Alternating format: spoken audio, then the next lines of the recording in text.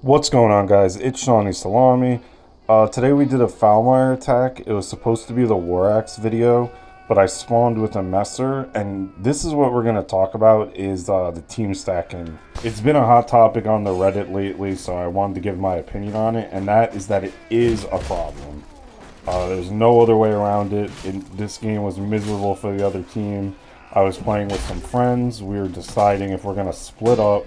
The reason I ended up using the Messer the whole video is because I didn't die until the second to last objective.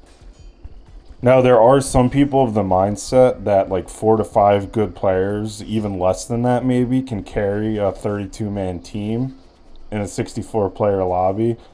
And while I'm not sure if it's true or not. I don't think about that stuff. I just play the game. But what I have been thinking about after I ended up on the screenshot for being accused of team stacking is this. Look at this. I mean, we did the objective in under a minute. This is what kills the game for new players. And as a high level player that was playing with my friends, it didn't feel like a win. It was very hollow. So we were talking about maybe in a text. We weren't on voice chat this early. We were talking about maybe switching to the other side, and I was gonna do that once I died, but again, I didn't die until the very end, and at that point, just get it over with. So for me, I remember like a year ago, maybe even less, you could just switch to spectate and switch endlessly. Now I think there's maybe 2 to 3 players that'll do that a game, but you can't do it as freely as you used to, right? So it's not so much on the players anymore. Like I was playing with all my friends. The game before this was Thaix Stronghold, and it was pretty even on both sides. They had some level 900s, some decently high levels. One of us got put on the other team. I believe it was West, who's a level 1,000. He did work. There was, and basically my point is it was even. But now this game, we're all going to get a med kit, and as after we kill this guy, we all see each other. We're like, wait. And this is when we started texting, like that's why they're getting steamrolled, because I checked the scoreboard for my stats, but then we're all here like, okay, yeah. So then I decide, all right, guys, when I die, I'm gonna switch over. This has got to be miserable for the other side. It's not like we're playing competitive. It's not like we're playing server browser where we're all friends and it's mostly high levels. So I'm going to switch over when I die. And as I mentioned earlier, I didn't end up dying until the second to last objective. So, like I said, there was no point. Let's just get it over with. So, yeah. So then we keep going here. And what I was getting at is it's on Torn Banner at this point because it's not about the switching anymore. It's more about the balance as a whole. I think it's probably just completely random. I don't know what the solution is, but there's no way something like this should happen, and it does happen a lot, like pretty regularly. I would love to hear what you guys think they should do because I don't know enough about this stuff. Something I offered on a Reddit screenshot I ended up in last week was maybe do it by KD somehow, but then people are right in pointing out that makes just a public lobby too, like MMR focused or something, even if it is invisible. So I don't know what the solution is. It's just, but this is tough. This is what makes new people not want to play, as I said. So like, imagine you're getting steamrolled by 2 level 1,000s and some other savages on my team. You don't stand a chance, and I'm not saying that with any glee, any like joy. It's just like if we didn't have this when Game Pass came out, I think it was worse back then. And then this last update with PlayStation, it was a little better, but that's what kind of makes people quit. And I've seen it on people like talk about this in Discords, Reddit, like I mentioned. It's a problem. So if you're of the mindset that just get better, you're wrong. That's just not true. You have to put yourself in the shoes of someone who just started playing, or even if they have played a little bit and they're like under level 100, 200. Yeah, it's not always about what you enjoy. It's about the other team and like the other new players, because that's how the game grows. It's a 2-year-old game. They're still updating it. We don't want it to die so quickly. Here, I realize I've been talking 4 minutes, and on one of the longest maps, it's like what, half over? So there's nothing fun about this. It's very hollow. Maybe it's fun for some of you psychos out there that just love your stats. I care about mine too, but I play for the win, and if it's just this easy, what's the point?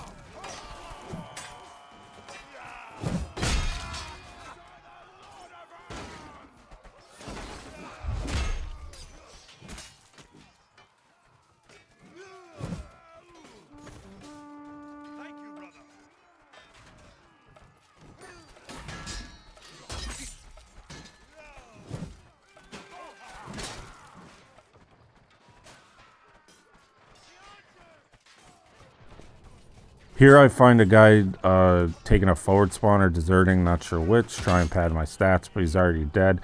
You know, I'm going to be honest, there's probably not going to be a lot of narrating in this one. It didn't feel good. It was more like my opinion on things, but as we go on, if anything of note happens, we will give our commentary.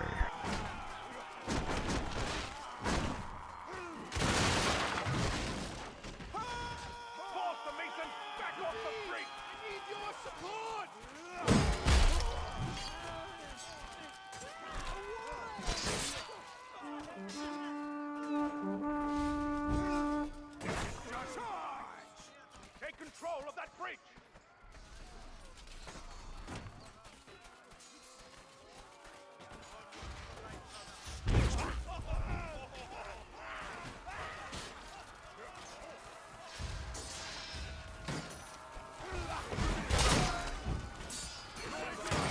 I just love bridge objectives. I find them very cinematic. So this objective, it's always pretty cool. I like it. The other good ones are like Lion Spire. That one lasts a long time too. This is very cool. I like these.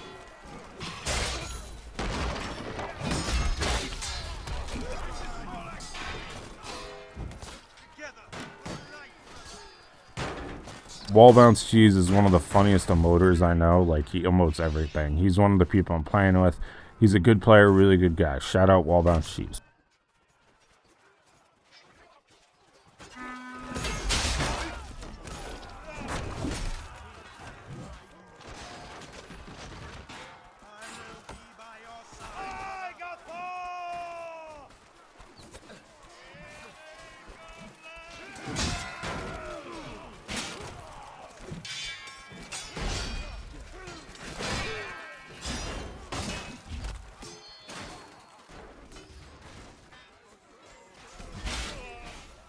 This was kind of funny. I needed to heal, and I go in this corner to heal. I didn't know this was my friend. I didn't know why he didn't kill me, but it was actually one of them did switch, Lord Quan. He's a savage. He's one of the best players I know. Also works overnights, so as does Wall Bounce Cheese. Make sure you thank them for their service because they sacrifice a lot. It was kind of funny because if I was in his shoes and I knew that that was him, I didn't realize that was him from my perspective. I would have just killed me, but I wouldn't have killed him while I was steamrolling the other team, like I mentioned, because it's not fair. Why make his life more miserable? But he should have just ended my death streak. He's a nice guy, though.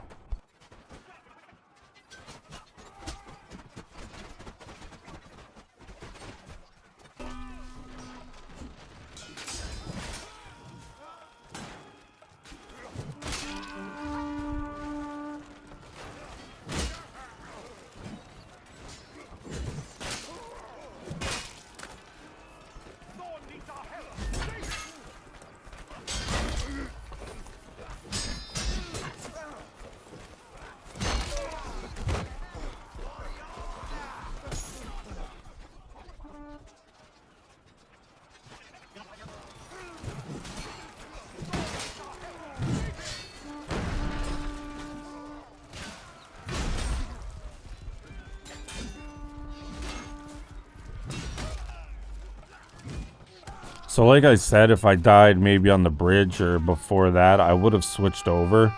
But at this point, it's just like, we may as well end the game, get it over with. And even though I've only died once, it was so crazy that I'm still not even rank 1. So we ended up 3rd, and let's see what happens here.